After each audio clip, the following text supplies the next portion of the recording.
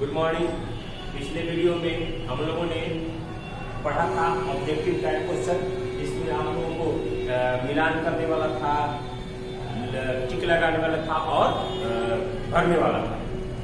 इसमें अब लघुत्तर ये क्वेश्चन है कुछ, इसके बारे में हम लोग पढ़ेंगे। इसमें पहला क्वेश्चन मैंने आप लोगों को पिछले वीडियो में बताया था।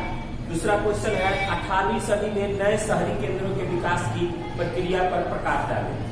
तो बच्चों, 18वीं सदी में जब साम्राज्यवाद की स्थापना होने लगी, उपनिवेश की स्थापना होने लगी, यानी एक देश दूसरे देश पर जब अपना आधिपत्य जमाने लगा, जब अपना शासन करने लगा, तो उस समय अपनी शासन को चलाने के लिए नए नए शहरों का निर्माण हुआ। उस समय जो हमारे विदेशी जो हमारे भारत में आए, उन्होंने नए नए शहरों का निर्माण करना शुरू किया, जिसमें बहुत सारे ऐसे शहरों के निर्माण हुए जिनको वो अपने औद्योगिक रूप में देखते थे। यानी वो अपने शासन को चलाने के लिए कुछ क्षेत्रों में उन्होंने अपनी राजधानी को विकसित किया, तो वो शहरों का निर्माण हुआ। कुछ क्षेत्रों में उन्होंने अपने अर्थव्यवस्था को बढ़ाने के लिए, व्यापार बढ़ाने के लिए जो कंपनियां स्थापित की जिस क्षेत्र में, वो शहरों का विकास होने लगा। तो इस तरह से नए नए शहरी केंद्रों का विकास होता चला गया। तो हम ये कह सकते हैं कि 18वीं शताब्दी में जब भारत या किसी अन्य देश पर जब विदेशी किसी देश का शासन चलने लगा, जब यहाँ पर उपनिवेश इसका कायम हो गया, तो उन्होंने अपने फायदे के लिए जिन क्षेत्रों में अपनी कंपनियां स्थापित किए, या जिन क्षेत्रों पे अपनी राजधानियां बनाई, या जिन क्षेत्र को अपने शासन के केंद्र बनाए, वो धीरे धीरे शहरों के विकास में लग गए और शहरों का विकास धीरे धीरे उनका हुआ।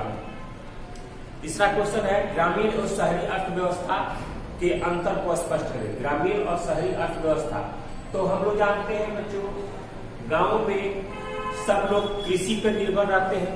कृषि और पशुपालन उनका पेशा है, उनका रोजगार है। जबकि शहर में हम आए तो शहर में बड़ी बड़ी औद्योगिक कंपनियां हैं, बहुत बड़े बड़े औद्योगिक प्लांट हैं, जिसमें मजदूर हो या श्रमिक वर्ग हो या पढ़े लिखे भी लोग हैं, उनके लिए वहां पे नौकरी सुनिश्चित है, तो वहां पर वो लोग रहते हैं। दूसरी बात, शहर और गांव दोनों की जो रहन सहन है वो काफी भिन्न है। शहरों में हर प्रकार की सुविधाएं मौजूद हैं शहर में, जबकि गांव में सभी प्रकार की सुविधाएं मौजूद नहीं है। इसलिए गांवों से लोग शहरों की तरफ भाग रहे हैं। तो गांवों की जो अर्थव्यवस्था है वो मुख्यतः आपको कृषि और पशुपालन जैसी चीजों पर निर्भर है, जबकि शहरों में कई प्रकार की अर्थव्यवस्थाएं हैं। वहां पर आपको रेलवे हो या हॉस्पिटल्स हो या आपको बड़ी बड़ी औद्योगिक कंपनियां हो, बहुत बड़े बड़े कंपनी हो, या और भी बहुत सारे ऐसे है। बिजनेस के दृष्टि से भी आपको शहर सबसे उचित है। यही कारण है कि सब लोग शहर की तरफ भाग रहे हैं। शहरों का जो रहन सहन है गांवों से बिल्कुल भिन्न है। तो इसलिए शहरों और गांवों की अर्थव्यवस्था में बहुत सारा अंतर है। अगला क्वेश्चन है भागलपुर शहर एक व्यवसायिक एवं सांस्कृतिक नगर था कैसे? बिल्कुल, भागलपुर जो शहर था वो जिस तरह से शहरों का निर्माण हुआ, उन शहरों के निर्माण से ये बिल्कुल भिन्न था। क्योंकि यहाँ पर जो बाहर से कई सारे लोग आए जो यहाँ पर बसते चले गए। जैसे यहाँ पर बंगाल से लोग आए तो एक बंगाल का रस्म हो गया, एक बंगाल की कॉलोनी बस गई। राजस्थान से यहाँ मारवाड़ी आए तो मारवाड़ियों ने एक अपनी कॉलोनी बना ली, जो कपड़े के व्यवसाय के लिए काफी जाने जाते थे। उसी तरह बंगाल से लोग आए तो अपने बुनकर अपने कारीगरों के लिए वो जाने जाते थे। तो इस तरह बहुत सारे। दूसरी बात, जो भागलपुर का एक मोहल्ला का जो सांस्कृतिक केंद्र का एक अपना अलग पहचान बनाता था।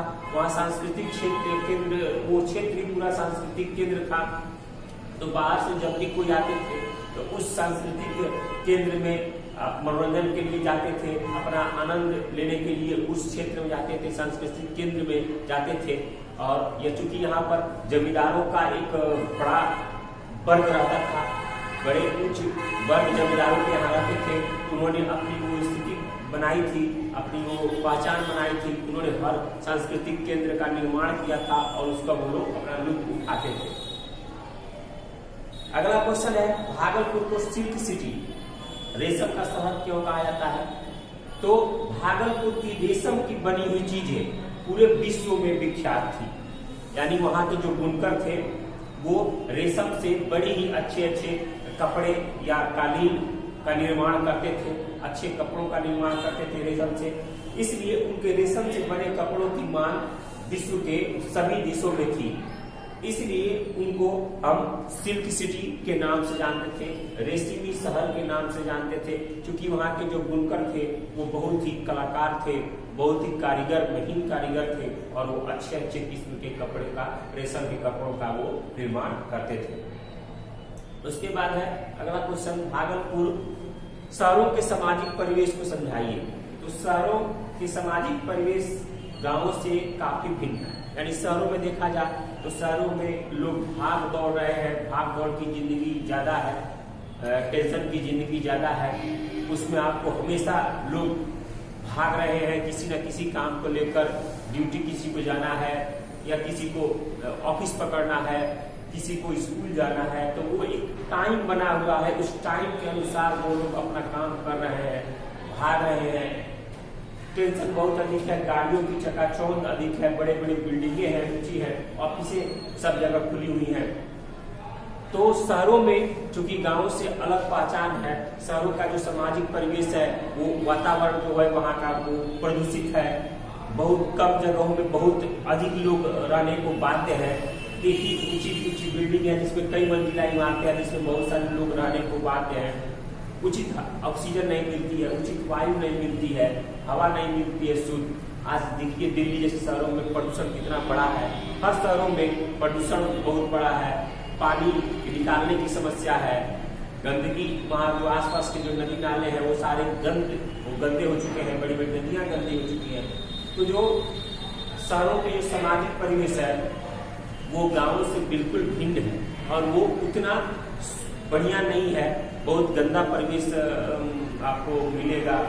चले जाइएगा शहरों में तो शहरों में अलग प्रकार की पहचान लोग हैं, किसी से कोई मतलब नहीं है, खुद का अपना कमाना है, अपना खाना है, किसी से कोई लेना देना नहीं है। इस तरह के परिवेश बनाई गई है शहरों में जो कि गाँवों से बिल्कुल भिन्न है। ये आप लोगों का हो गया लघुत्तरीय क्वेश्चन, यानी आप लोगों का ये चैप्टर अब समाप्त हो गया। अब अगला चैप्टर आप लोगों को 11 नंबर लेसन जो है वो हम लोग पढ़ेंगे अगले वीडियो में। और उसका 11 नंबर आप लोगों का लेसन है कला क्षेत्र में परिवर्तन, यानी कला क्षेत्र में क्या क्या परिवर्तन हुए हमारे अंग्रेजों के यहाँ पर शासन काल में, उस चीज के बारे में हम लोग पढ़ेंगे अगले वीडियो में। अगर हो तो आप लोग किताब का वो लेसन पढ़ के आइएगा, इसलिए कि आप लोग ज्यादा समझ में आएगा। अगले वीडियो में मिलेंगे, धन्यवाद।